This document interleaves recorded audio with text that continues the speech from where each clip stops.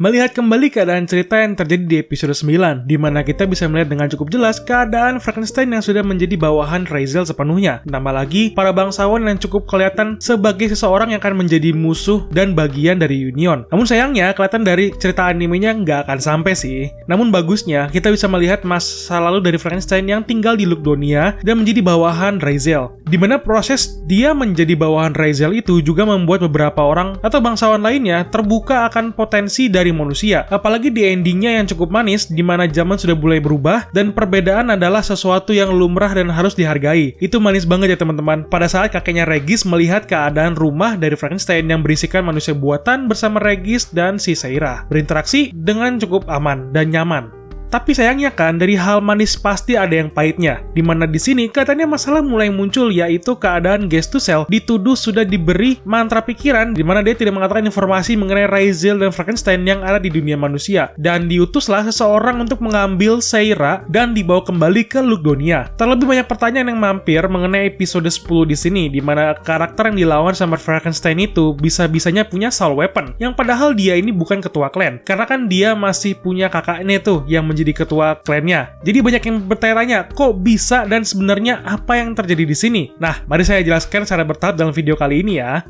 Pada pembahasan pertama, gue akan coba menjelaskan kembali alur cerita yang ada, di mana di episode sebelumnya, dalam flashback Frankenstein, banyak sekali informasi-informasi yang akan nyambung ke bagian muncul karakter-karakter baru yang akan terlihat di sini. Salah satunya yang penting adalah keadaan di mana Frankenstein yang sudah bertarung atau latih tanding dengan ketua klan bangsawan Kertia di awal-awal episode seperti yang sudah kalian lihat, di mana dia ini bernama Ragar Kertia. Meskipun tidak terlalu diperlihatkan setelahnya, namun dia ini akan nyambung dengan keadaan dari keturunan atau dua anaknya yang sekarang ini, yaitu adalah Raja Kertia dan Rael Kertia. Jika dalam cerita animenya sekarang ini yang masih menjadi ketua klan Kertia adalah Raja Kertia, namun jika komiknya Raja ini sudah meninggal dan Rael Kertia lah yang sudah menjadi ketua klan Kertia sejak Raja Kertia meninggal. Sayang banget sih dia ini meninggal, dan itu juga sebenarnya ada ngaruhnya dengan soul weapon yang dimiliki Raja dan Rael di sini.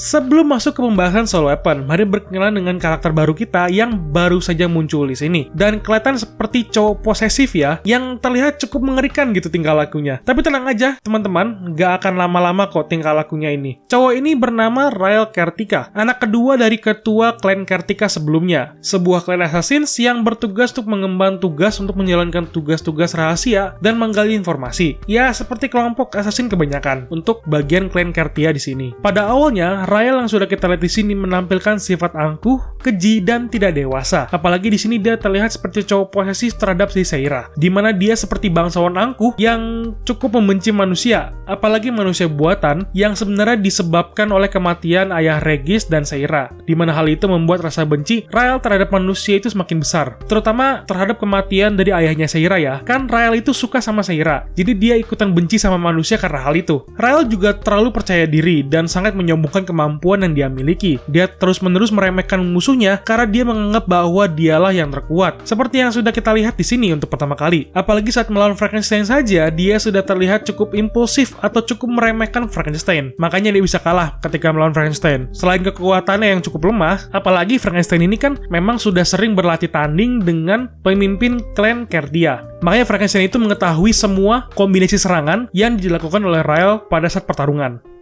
Meskipun Rael ini terlihat dingin di luar dan terlihat tidak bisa diandalkan, Rael benar-benar peduli pada beberapa orang loh. Dia menunjukkan rasa hostile terhadap teman-temannya, apalagi terhadap kakak laki-lakinya. Namun, dia sebenarnya menyimpan rasa hormat yang dalam dan rasa sayang terhadap kakaknya dan rasa peduli yang besar terhadap teman-temannya sekarang ini. Spoiler, Rael ini sebenarnya kayak Regis, awal-awalnya doang perilakunya kayak setinggi langit, yang sombongnya minta ampun. Tapi ke depannya nanti, dia bakalan lebih terbuka dan lebih bisa diandalkan. Dan perilakunya sebagai pemimpin klan yang baru nantinya akan membuat dirinya lebih berwibawa gitu. Ya lebih dewasa lah kalau nyebutnya.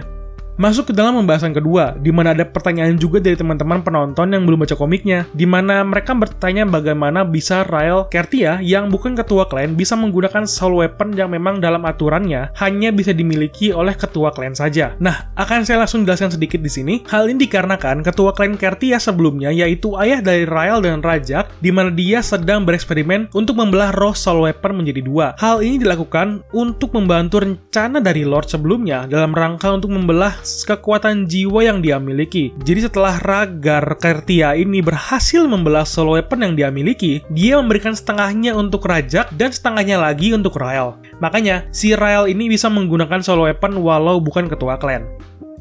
Seperti yang kalian lihat, eksperimen dia ini berhasil, namun ada efek sampingnya ya dari pembelahan soul weapon yang ada di sini. Efek sampingnya nggak parah-parah amat kok, cuman pakai logika aja. Jadi jika soul weapon dibelah menjadi dua, kekuatan yang dimiliki oleh soul weapon yang juga terbelah menjadi dua dong. Nah, begitu maksudnya. Jadi kekuatan soul weapon yang dimiliki oleh Rael dan Rajak di sini sejujurnya tidak sekuat soul weapon seutuhnya. Karena Rajak pernah berkata dalam cerita komiknya bahwa dia merasa soul weapon yang dia miliki sekarang ini seperti ada bagian yang hilang. Dan tentu saja, pada saat Rajak terluka parah dan Rael pernah menawarkan setengah dari soul weaponnya agar bisa memiliki kekuatan soul weapon seutuhnya, namun Rajak menolak hal itu dan mengatakan bahwa itu adalah hadiah dari ayah mereka dan membuat Rael agar tetap bisa melanjutkan kehidupannya dengan kekuatan yang sudah diberikan oleh ayah mereka. Karena sepertinya Rajak mengerti bahwa waktunya tidak akan lama lagi dan membuat Rael bisa bangkit dari rasa terpuruk yang dia miliki. Jika tidak salah, pada saat cerita di sini, Rajak, kakak dari si Rael ini, tidak mengetahui bahwa si Rael ini mempunyai soul weapon. Makanya, pada saat kritis itulah, si Rajak baru tahu bahwa setengah soul weapon yang dia miliki itu ada pada si Rael. Makanya begitu, kalau nggak salah ingat ya. Jadi ya, begitu gambaran singkatnya ya. Jika kamu mendengar pembahasan di sini ada yang kurang jelas dan bisa menambahkan informasinya, bisa bantu ya di kolom komentar. Soalnya kalau kebanyakan cerita, nantinya melenceng kemana-mana. Jadi inti singkatnya begitu ya. Untuk spoiler episode selanjutnya, kelihatannya perkiraan gue mengenai ceritanya benar. Ending cerita akan masuk ke dalam sesi kedatangan Raziel datang kembali ke Pulau Lugdonia, pulau para bangsawan, dan membuat kekacauan besar dengan menyelesaikan kesalahpahaman Lord yang sekarang ini terhadap Raziel. Dan kita akan bisa melihat kembali keadaan split soul weapon ini akan terlihat kembali ke dalam cerita di Arc Lugdonia di sini, di mana banyak cerita seru nantinya karena sudah masuk ke dalam Arc Lugdonia, apalagi masuk ke dalam rencana Lord sebelumnya mengenai kehidupan si Raziel dengan Lord yang sekarang ini. Jadi harusnya ketika sudah fokus di sini, kita akan bisa melihat pertempuran kembali antara Frankenstein melawan para ketua klan para bangsawan baru di zaman sekarang. Semoga sesi pertarungannya akan seperti di episode ini ya, di mana banyak adegan yang cukup keren dan terlihat halus lah kasarnya. Semoga aja seperti itu. Nah, itu aja pendapat dan informasi dan spoiler juga dari gue mengenai Noblesse episode ke-10. Bagaimana pendapat kalian dengan episode kali ini? Di kolom komentar ya. Dan jangan lupa bantu share video ini ke semua sosial media kalian. Dan jika kalian suka pembahasan video ini, tekan dong tombol subscribe-nya untuk membantu menyemangati gue untuk terus bikin video. Dan jika kalian ingin lebih membantu channel ini, bisa langsung berikan dukungan kalian ke link yang ada di deskripsi. Thank you and bye-bye.